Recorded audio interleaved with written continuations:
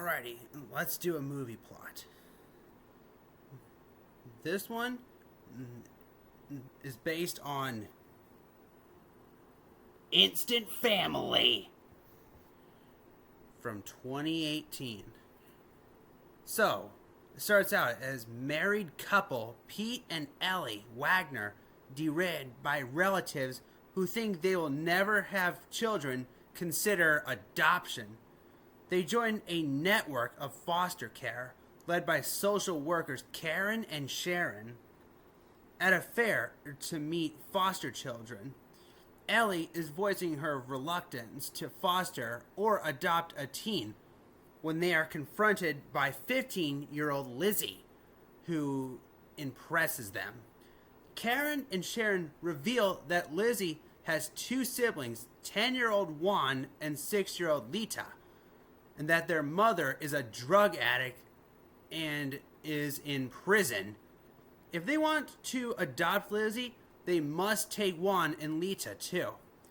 The Wagners meeting with Lizzie and her siblings does not result in immediate connection, making them reconsider. At Thanksgiving dinner with Ellie's family, Pete and Ellie say that they have decided not to adopt. After the family admits no one actually believed it would work out, Pete and Ellie decide to officially adopt the children. Lizzie, Juan, and Lita move in with the Wagners, whose lives become hectic. Lita throws tantrums, Juan is extremely emotional and fragile, and Lizzie resents Ellie's attempts to parent them.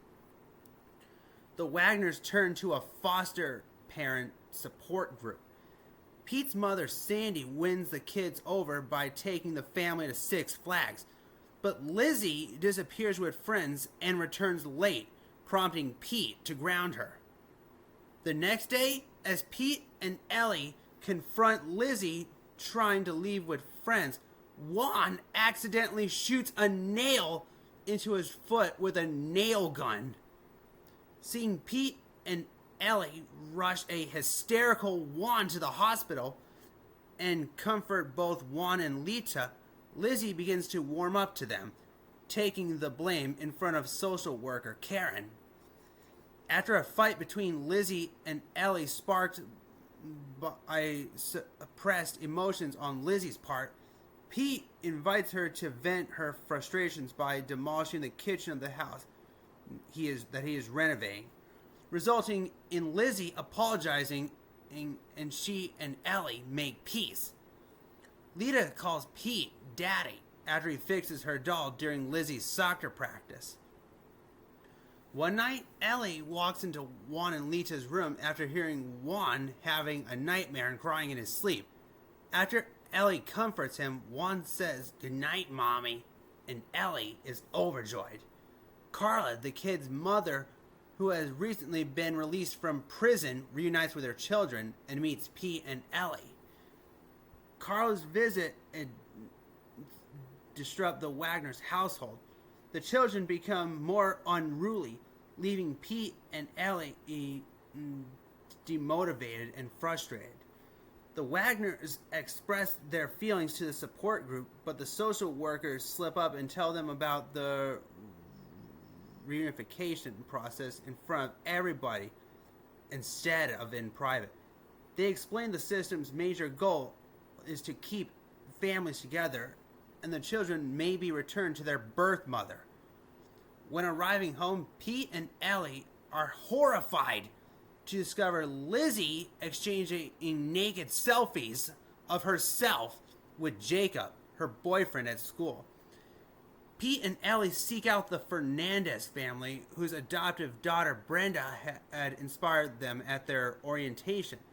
They learn Brenda is back in rehab, but Mr. and Mrs. Fernandez assure the Wagners that things that matter are hard. The next day, when taking the children to school, Pete and Ellie learn from a student, Charlie, that Jacob is none other than the school's 22-year-old janitor.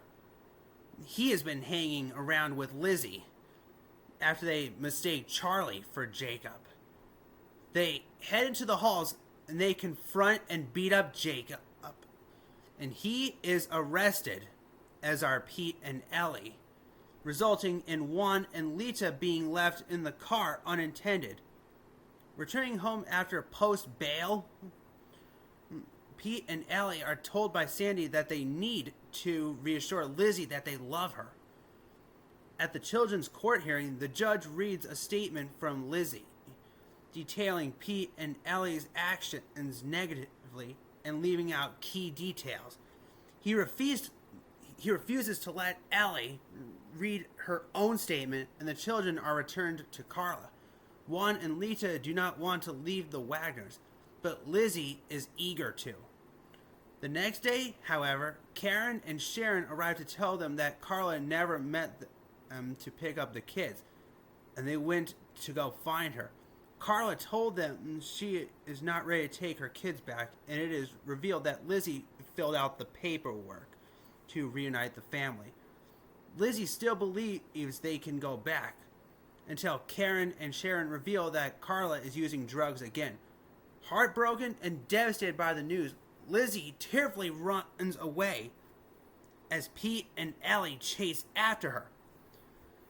They reassure her that they love her, and all three reconcile. 4 months later, the family prepare and attend another court hearing, during which Lizzie is seen calling Ellie and Pete Mom and Papa, where they finalize the adoption of Lizzie, Juan, and Lita. The family posed for a picture, joined by the judge, members of their extended family, and fellow foster families. Yeah, so if you know a lot about foster families or just being a family in general, this family went through an entire season's worth of emotions to get to where they ended up with. I mean, first it was these two foster parents trying to handle 3 kids. Then they realize how hard it is when their oldest is trying to get out of their lives,